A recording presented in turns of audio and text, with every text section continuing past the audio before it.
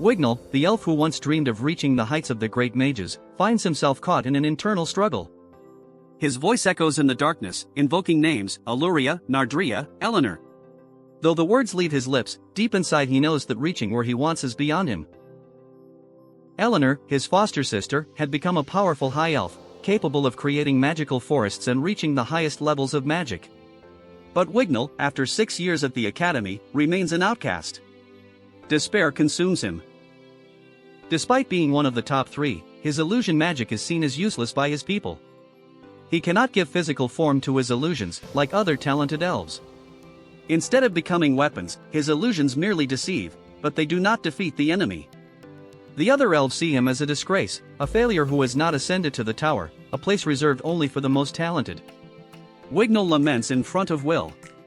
He talks about his foster sister, Eleanor Jo's elf, the queen he thought he could always protect, but who had soared far higher than he could ever reach. Now, he feels trapped, unable to keep up with her. He has become the laughingstock of other mages, and the shame overwhelms him. But Will does not abandon him. He sees something in Wignall that even Wignall himself cannot see. "You're an incredible elf," he tells him. Will encourages him not to give up, promising to stay by his side until he can rise on his own. Though Wignall feels unworthy and wishes to be left behind, Will stands firm. He will protect him, no matter what happens. The battle in the dungeon rages on. Wignall is amazed by Will's ability to defeat enemies with speed and resilience. Each enemy on this floor is stronger than the last, yet Will continues to fight tirelessly. Wignall, trapped in his own helplessness, cannot understand how his companion keeps standing. The enemies in this dungeon are not just any creatures. The Balkars, resistant to both physical and magical attacks, are natural enemies of mages. Even the powerful tower considers them dangerous. Yet, despite everything, Will pushes forward, unwavering, while Wignall struggles with his sense of inferiority. In the dark and dangerous environment of the tower, Wignall faces despair and fear as both his life and Will's hang in the balance. The threat of the Balkars looms over them, creatures feared even by the tower itself, and Will knows they must fight. However, the only magic effective against these monsters is illusion, and Wignall, paralyzed by his insecurities, feels his magic is incomplete and that he is unable to help. Will urges him to fight and asks him to lend his strength. Overwhelmed by self-criticism, Wignall cannot help but think that his magic will be useless. The mocking voices of his fellow elves echo in his mind, filling him with doubt. But Will, determined and optimistic, encourages him to keep going. "You can make mistakes," he says, urging him to remember that growth and learning often come from failure. Despite his fears, Will's determination sparks a change in Wignall. The idea that they both share the same dream of ascending the tower settles in his mind. Though he feels they are very different, Wignall realizes he has a chance to prove his worth. Finally, the decision settles in his heart, and with a cry of desperation, he invokes his magic, Obey. "Come to me. Clear the way." As the words leave his mouth, his magic manifests, and surprisingly, it works. Will celebrates with a shout of joy, recognizing the courage Wignall has found. Meanwhile, elsewhere in the tower, other friends of Wignall face their own challenges. Julius and Shounen argue heatedly about how to ration water and manage their magic. Julius feels frustrated, unable to make his magic work to his advantage. However, the tension rises when Shounen warns that they are surrounded by evil sentinels, enemies they had encountered before.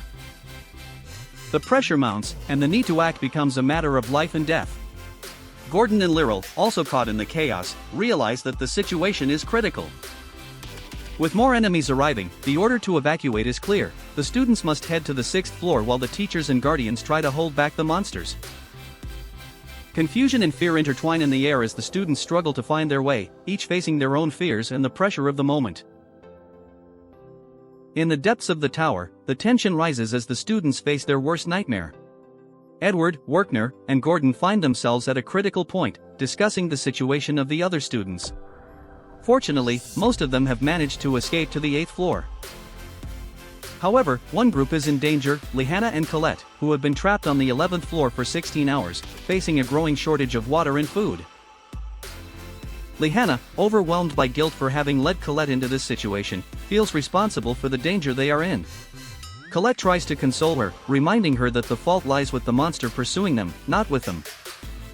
Meanwhile, in a nearby corner of the tower, Will and his friends, Wignall, Shounen, and Julius, have reunited after the battle with the evil sentinels. Will feels a mix of relief and concern as he realizes that Lehana and Colette are not with them. The revelation that the girls are alone on the 11th floor sparks a new sense of urgency in Will, who is determined to find them and bring them to safety. On the 11th floor, Lehana and Colette face an ominous presence, a headless being that seems to be in control of the situation. Alongside him is Mars, who appears equally menacing. The two girls, horrified, realize that the teachers they once admired have been killed, their heads turned into objects of mockery. Through their conversations, Lehana and Colette discover that these villains are plotting something much larger and more sinister, to destroy the Great Barrier of the Magiavander, an act that could bring calamity to the world.